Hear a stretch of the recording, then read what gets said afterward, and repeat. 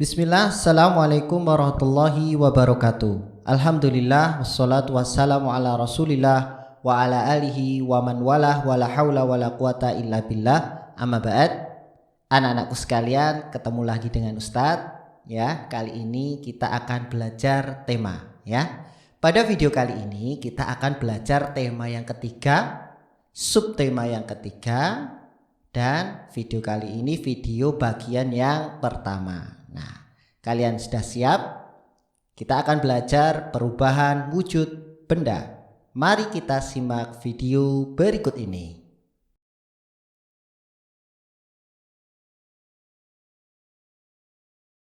Perubahan wujud benda. Ayo perhatikan.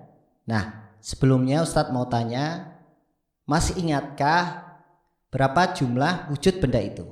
Nah, wujud benda itu dibagi menjadi 3. Yang pertama adalah padat, kemudian cair, dan gas.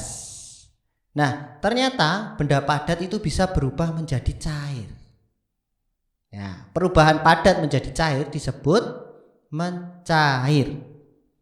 Nah, kemudian benda cair bisa berubah menjadi gas, disebut menguap. Benda gas bisa berubah juga menjadi padat, disebut mengkristal.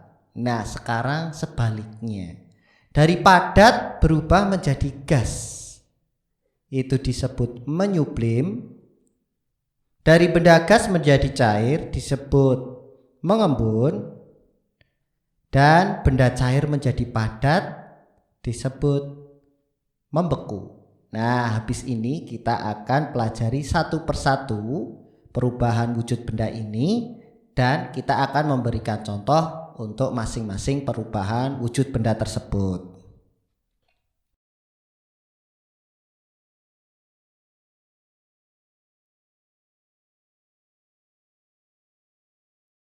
Perubahan wujud benda yang pertama adalah mencair, ya.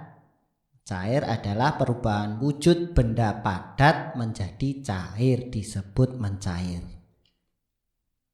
Dalam peristiwa ini, zat memerlukan energi panas. Nah, ketika mencair, zat atau benda tadi memerlukan energi panas. Contohnya yang pertama, es batu yang berubah menjadi air, ya, itu memerlukan panas. Nah, ini contohnya, es batunya meleleh, ya. Tapi yang benar apa? Mencair.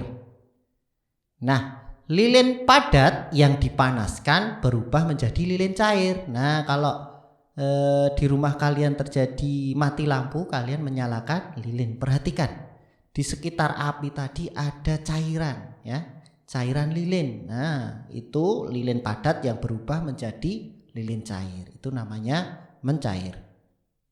Ya, seperti kalian beli es krim, ya. Es krim lama-kelamaan kalau tidak kalian masukkan freezer, es krim tadi akan berubah menjadi cair.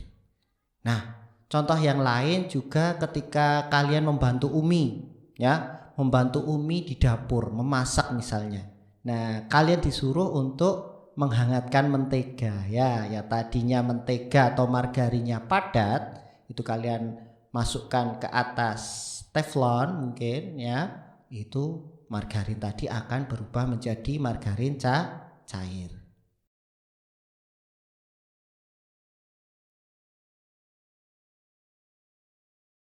Perubahan wujud benda selanjutnya adalah menguap. Ya, menguap adalah perubahan wujud benda dari cair menjadi gas.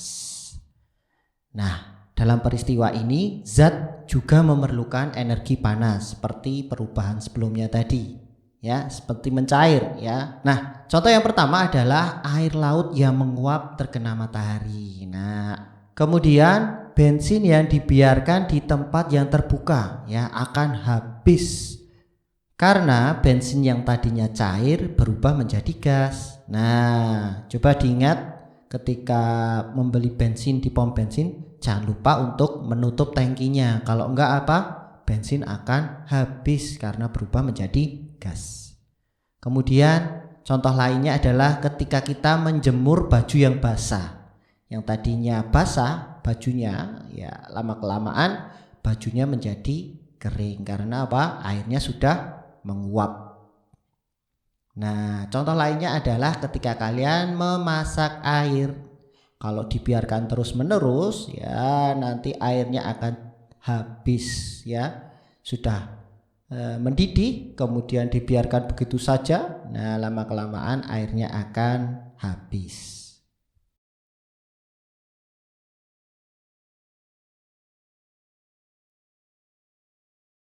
Berikutnya adalah membeku. Membeku adalah perubahan benda cair menjadi padat. Nah, dalam peristiwa ini kebalikannya, kalau tadi memerlukan panas, perubahan kali ini zat akan melepaskan energi panas.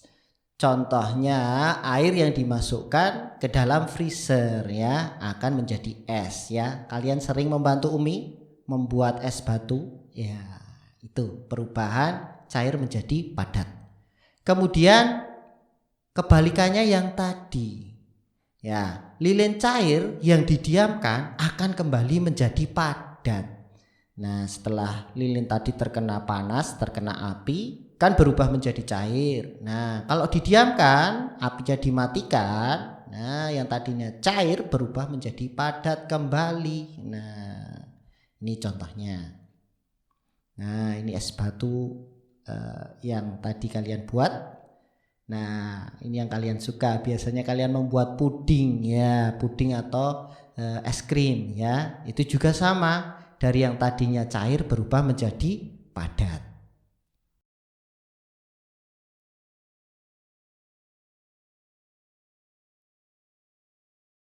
Perubahan wujud berikutnya adalah mengembun ya, seperti namanya, mengembun ya. Kalian pernah dengar embun?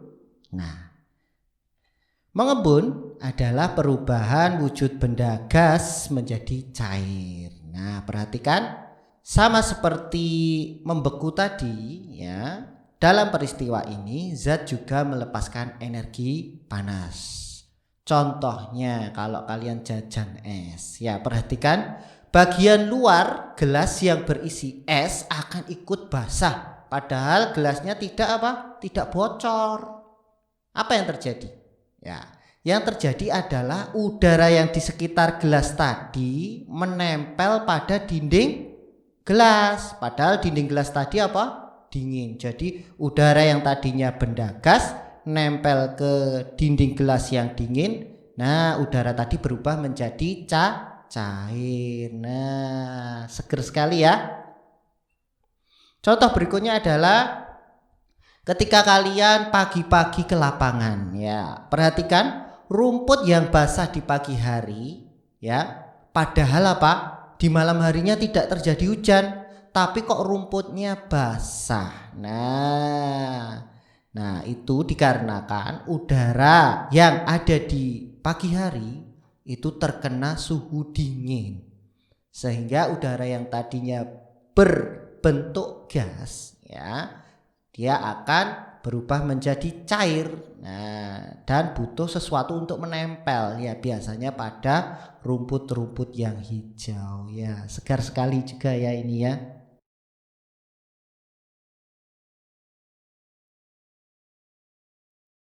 Perubahan wujud benda berikutnya adalah menyublim. Menyublim adalah perubahan wujud benda padat menjadi gas. Nah, dalam peristiwa ini zat memerlukan energi panas ya, memerlukan energi panas. Contoh yang pertama adalah kamper atau kapur barus yang disimpan di lemari, lama kelamaan akan habis ya. Kalian tahu kapur barus?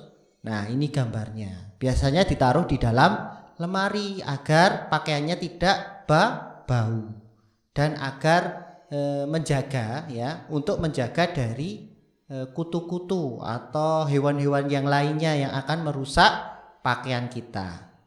Contoh berikutnya adalah pewangi ruangan yang berbentuk padat, juga lama-kelamaan akan habis. Kalian sering pakai enggak ini?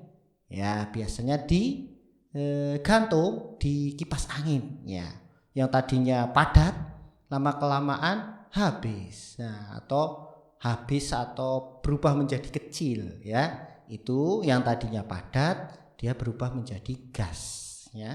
Manfaatnya apa? Manfaatnya bau harum di sekitar ruangan kita.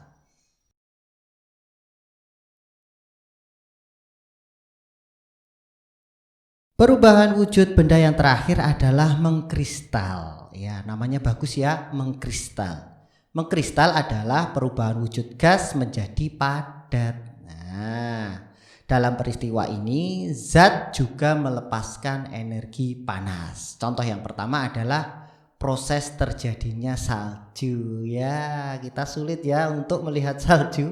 Nah, terjadinya salju ini sebuah contoh atau salah satu contoh perubahan benda gas menjadi padat ya. Kemudian pembuatan garam ya, di Indonesia banyak ya, negara kita adalah penghasil garam ya. Nanti di akhir video ada cuplikan pembuatan garam tapi skalanya rumahan ya, bisa kalian praktekkan nanti.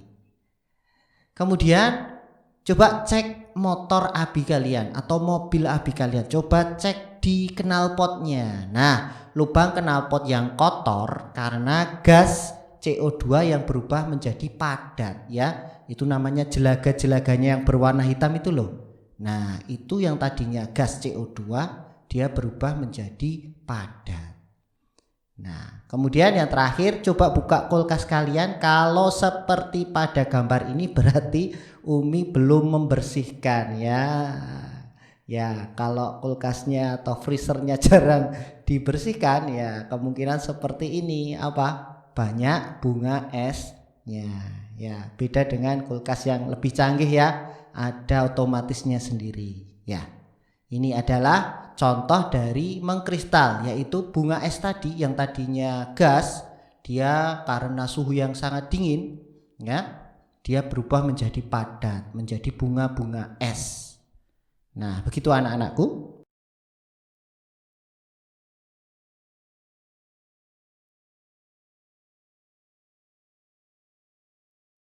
Nah, anak-anakku, kita sampai pada penghujung video bagian pertama ini ya. Silahkan simak cuplikan pembuatan garam berskala rumahan berikut ini ya. Billahi taufik wal hidayah. Assalamualaikum warahmatullahi wabarakatuh. Beginilah eksperimen yang dilakukan Siswanto Hartoyo, warga Desa Megu, Pleret, Cirebon. Sudah lebih dari 2 tahun, pria ini melakukan uji coba meningkatkan kandungan tuah garam dalam air laut secara alami dan aman. Kandungan inilah yang akan diproses menjadi garam dalam waktu relatif singkat. Eksperimen dilakukan dengan membuat tempat dari plastik untuk menampung air garam dari laut. Air laut itu kemudian didiamkan di ruang tertutup dengan plastik yang didesain khusus. Proses alamiah inilah yang mempercepat kandungan air laut menjadi air tuah dengan kualitas lebih tinggi. Proses alamiah itu berlangsung tidak lebih dari 5 hari. Sebelum diproses menjadi garam halus dengan alat ukur baumometer, kandungan air tuah harus dipastikan sudah cukup matang. Kiraan kami sampai menjadi air tuah itu kurang lebih maksimal itu 5 hari. Itu adalah mempercepat proses.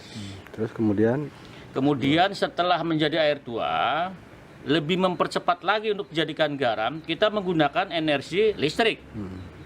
Bisa menggunakan heater, bisa juga menggunakan kompor, bisa juga menggunakan kayu ataupun batu bara. Lebih singkat hasilnya. Lebih singkat, itu hitungan menit garam sudah jadi. Dan hasilnya lebih higienis dan langsung lembut. Siswanto menampung air laut yang sudah menjadi tuah ini untuk dijadikan garam melalui proses pemanasan menggunakan kompor atau heater.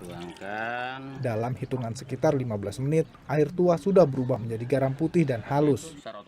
Proses pembuatan garam bisa dilakukan di rumah dan dalam sehari, Siswanto dapat menghasilkan 2-3 kuintal garam halus. Ini bagaimana meningkatkan produktivitas masyarakat tentang pembuatan garam dan memberikan sebuah solusi agar Indonesia yang notabene negara maritim tidak impor garam lagi tentunya. Artinya bisa dibuat di rumah. Dan ini bisa dibuat di rumah masing-masing. Siswanto terus menyempurnakan eksperimennya dengan pemanas listrik. Uji laboratorium juga dilakukan untuk memastikan garam aman dikonsumsi. Ia berharap temuannya ini dapat dibagikan kepada masyarakat agar produksi bisa dilakukan dengan cepat dan berkualitas. Khairuddin Imawan, Cirebon.